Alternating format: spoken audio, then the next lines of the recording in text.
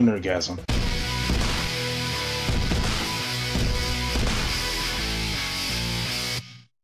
He was pretty much saying it's not his responsibility to teach kids about racism on his platform. His parents, their parents should be the one teaching them. Now, I'm going to go with Mr. A&E first. As a parent, how do you feel about this response? I agree, and I disagree at the same time. Mm-hmm. And I do, as a parent, your job is when you bring children to the world, you have to get them ready for the world. Right. And everybody's going to raise their kid different because it's their kid. And, everybody has different methods of raising kids. It's kind of like this. If, one day when you guys are blessed with kids, it's like, I could be like, yeah, I've been there before. I can help you out. I can give you some advice. But at the end of the day, you want to raise your kid your way. Mm-hmm. And, yeah, I mean, you got to respect that. But then, but there is a true poison out here in racism. And sometimes when it comes to racism, like, your kids are going to adore you no matter who you are because you're their parent. They look up to you. And they don't know. So whatever you teach them is the gospel. Mm-hmm. If I was to teach my son out here now that he should be, saying slapping little girls and disrespecting them, he's going to think that's right because you are the leader of the household. They look up to you. You know what I'm saying? Mm-hmm. And then, so if you're dealing with a racist parent, okay, they're going to teach their kids racism. And they're going to teach them things that are totally not true and are dangerous to that child. It's like, if you're going to say, if, like, swear you have a kid, right? Mm-hmm. And you don't believe in popping your kids. Right. And say you spoil them. I'm like, hey, man, you better get it under control. You be like, but look, he's my or she's my child. And that's going to come back and bite you. Right. Because you're spoiling the child. And I'm like, you have every right to raise your child the way you want to raise your child. However, karma's a bitch, and it will come back tenfold because how you raise a child great for the world is how they're going to act. They're a reflection of you. Mm-hmm. So when you have a lot of these racist people out here who feels it's like there are the nicest people in the world in their community. Mm-hmm. But when they go outside of that community, they are probably some of the most evilest people that have walked this earth. Right. And that's just wrong. And I was raised to believe right is right and wrong is wrong. And I was also raised to believe a free of thinking. Such as that it was like, the parents had to think, do as I say, not as I do. Right. Mm-hmm. Type thing like that. Well, I was able to go out and learn on my own stuff that is right and stuff that is wrong.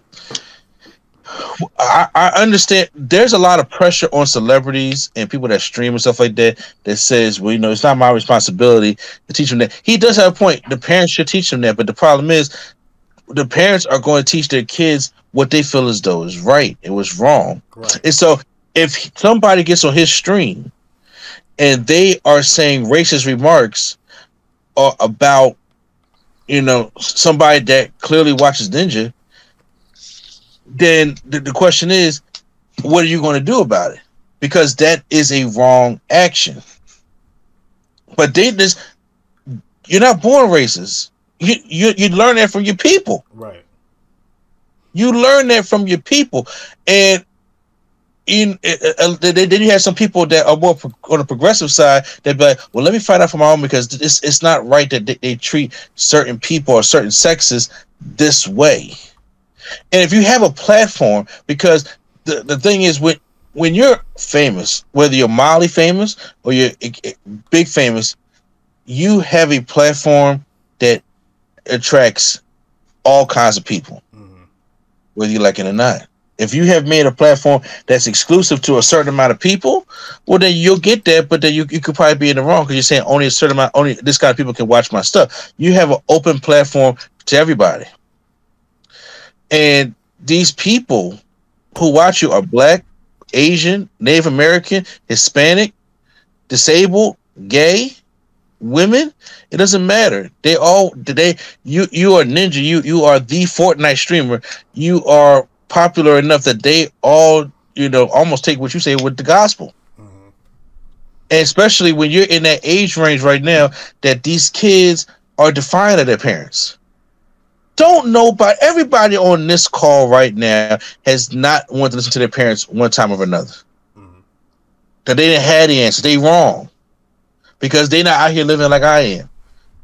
That's going to happen. And they're going to go take inspiration from somebody else. And whether he likes it or not, there are people that look up to him. And people that look up to him,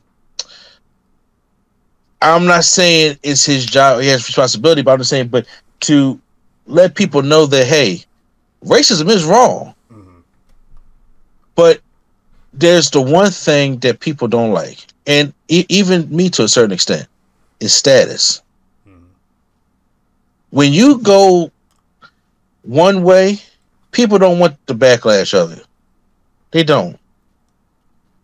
They don't want the backlash of it. If he goes and start calling out all the bullshit that's going out in the world today, he knows he's going to lose a shit ton of subscribers and people and support, because he knows that he has racist people that support him. Right.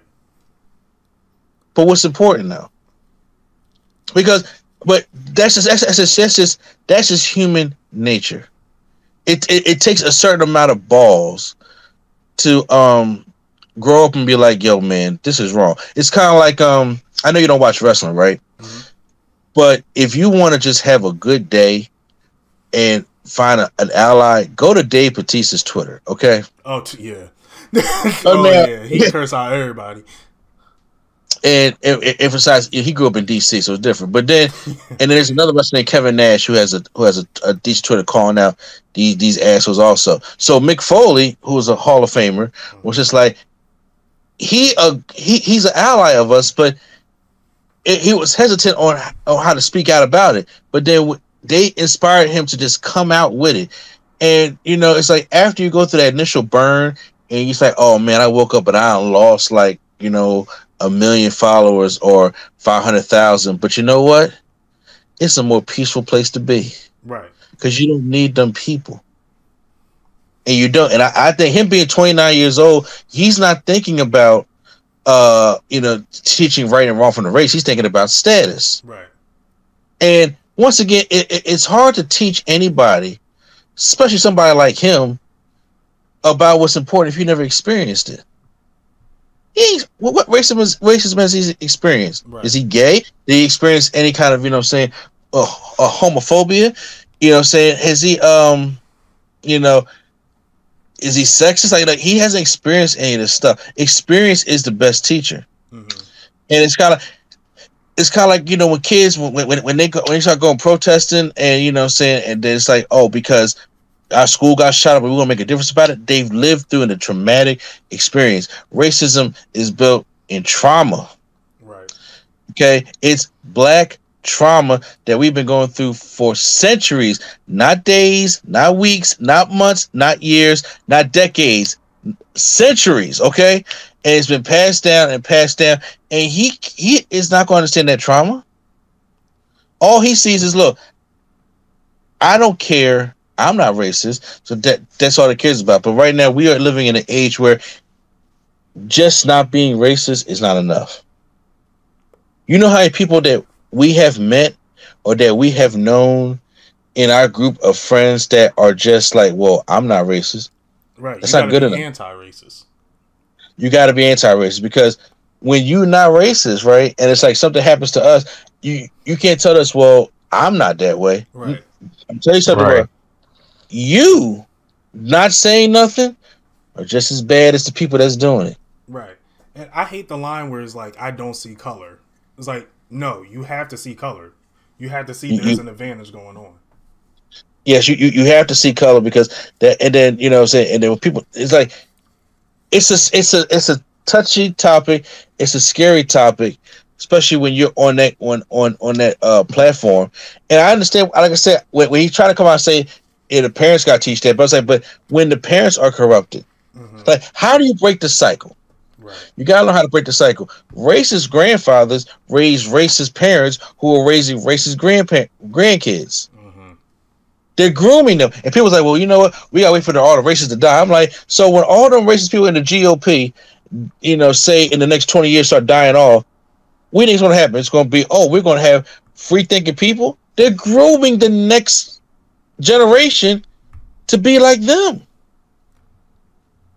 That's the problem. When I go out there and show my kids, like, I have to, I have to teach my kids that, hey, you are somebody, you mean something, but it ain't right to hate nobody. Like, every time, like, my son would say something that's out of pocket, I don't care if he's playing or not. I pull him to the side like, yo, we don't play like that. Mm-hmm. I don't care if he's playing Fortnite. I don't care if he's playing a game.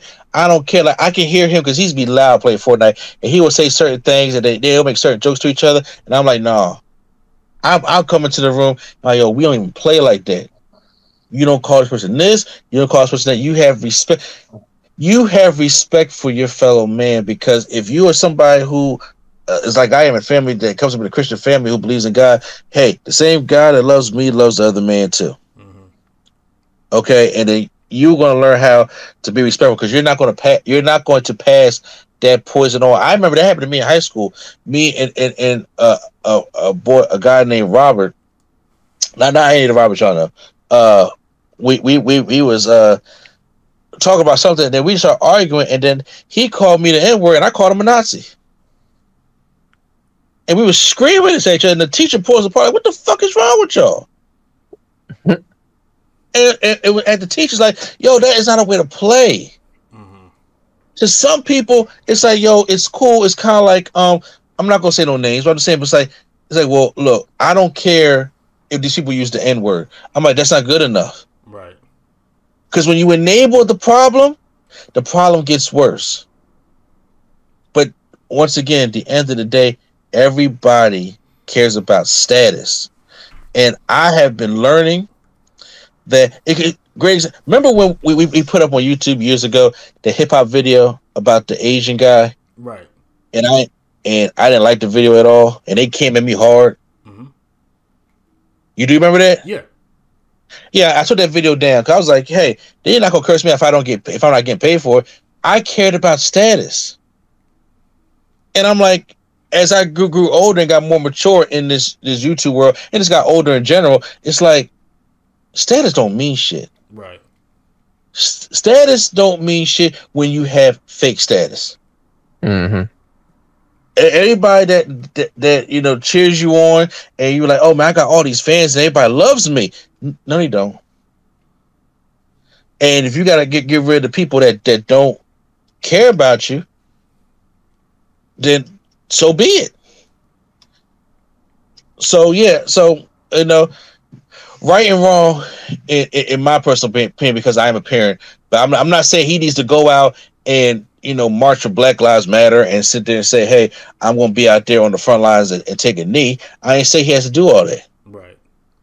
But for his platform, for the people that he has, it's better to be anti-racist. Right. You're going to say some shit that's going to piss some people off. If you don't back this, look, hey, look, I believe Black Lives Matter over here, and you're not going to say any insensitive stuff while I'm streaming, or you're going to get blocked, and it's going to piss people off. And guess what? Loser, he's ninja. All them people, it's not going to make a dent when people bounce. But right. People, they don't want to admit it, but they care about status. But I'm not going to keep going on. But yeah, that's my take on it. Yeah, my point of view is like I get what he's saying. He's not 100% wrong, and I do agree that these things should be taught at home. But if you have the platform that you have, and you believe on something, why wouldn't you speak on it? Like, if you believe that racism is a problem, you should be able to speak on it. The only time someone doesn't speak on something is if you don't believe it, or you're uncomfortable or scared of the outcome of it. Now, I know he mentioned trolling does go around, but that happens on every single person on a public platform. People are going to get trolled. But imagine getting trolled because you exist. The color of our skin is just an ammo for them. It's just it's literally just an ammo for them to keep trolling us. But in the perfect world, I understand that parents should teach their child what's wrong and right. But the parents is not going to be around the child 24/7. And the way the child learns is going through the Twitch. Learning this from Twitch, learning this from Discord, learning this from YouTube. And if you're one of the faces of the platform and you're not standing up against it, why would they? Especially if you're building a community where everyone feels safe. Your whole Twitch comment section, your whole Discord, your whole YouTube platform, that's a community that you are building, and you should have some responsibility on that. Like, I'm not what did he say? I know he said like people comment on them or like saying all that, like saying slurs and stuff, and he just said, "Look, that's not my problem." But that's not his problem because he doesn't have to deal with racism outside of the stream. He's not like us. We have to walk around like that every single day. Like, I understand that his job to teach the kids, but at least be responsible and stand up for it. Because you were standing up for it when Black Lives Matter was a trend. And following all these black influencers. But, like, in all honesty, we ain't dumb. The praise, the cosign, the follows, the spotlight, we all know that's strictly PR and used for marketing. Like, the more I went in life, the more I understand that actions speak louder than words, but the actions don't speak louder when your action is silent. So that's all I gotta say. Well, that was very poetic of you. Thank you. Q-Flow, the revolutionary. Oh, I mean, y'all pretty much nailed it on the head, man. It sounds almost like, that energy wasn't the same, man. His energy sliders went down, and because all of a sudden, like you said, your energy was high when it was Black Lives Matter, but now that it's calmed down, and you don't want to be you're an influencer. Like, right. What do you? That's all I got, man. That's all I got. I really don't have much. You guys totally rocked it on the head. So I'm just saying, be like I can't believe I'm saying this, but Will Pounder, okay? Evil white guy from Detroit. Has been before, has been during, and has been after this cause all on his Twitter. He sure has. I seen he and has I'm just been like, against it. And he is still going strong even when the stuff is not trending no more, even when the stuff is not as high as it more. He is bringing a awareness to situations that I don't even know about. Right. Because he's out here. That's how you fight the fight. There are people out here that after 3 weeks is just like, hey man, whatever happened at the Capitol, man, it's over now. No, it ain't. You don't get away with that. There are people out here that are. It's just like as I was just saying about Batista. Batista had been out here fighting this fight for the longest time, and he's still doing it. And so, what WWE going to do? Now bring me back, put me in the Hall of Fame? Fuck you. Mm-hmm. You need me more so than I need you. Right. Okay, and it's just like, what Marvel going to do? Not cut him a check? No, that's not what's going to happen. But say those are the necessary allies. And yes, of course, you had which everybody knew was going to happen, because what's going to happen is this is how you reveal people to themselves. It got hot, it cooled down, and trust me when I say, in a positive way, it will get hot again this year. Oh yeah. Okay, and I'm saying then when people try to come back, see now you want to open the door, and then now you're gonna try you trying to close it with too much junk in there, and I'm like, you ain't gonna be able to get that door back to be. You ain't gonna be able to get that door back to be closing and hide who you want to be. Mm-hmm. That's how I was glad. I'm like, all you gotta do is just wait. I'm like, these people right now, they live in the now, and what they're not knowing is the now is affecting the future. Yeah, and big time. And if it's one thing that we do, we remember. Oh, they remember We'll hit you with the this you real quick. because because really, out of all things, you want to keep your status now. That's fine, but then say something sideways or say if say you know you want to be back up when the Black Lives Matter was trending. Then you start losing people that just really want to just watch your shit. Right. You know what I'm saying? Because too many people are waking up now. Even when I was a nerd, look, bro, I always used to call. I always wanted to go to my white safeness. I'm not gonna lie to you, because I felt as though because I was a nerd, I was accepted. Mm-hmm. But that ain't the case, man. I learned that real quick. Right. So yeah, I mean, like So go. He go ahead. I mean, he can say I don't watch Ninja anyway. I'm just saying I know my son does. Yeah, I don't. But I'm like, so I don't. Yeah, but I already told him like those ain't who you need to be. Those people you don't need to be looking up to. Right. I mean, you go ahead and read. I mean, you go read a book, or even if you don't want to learn about iconic heroes because it may be boring or whatever the case may be. There are people that are doing the damn thing that's in our age range now. Right. Oh yeah.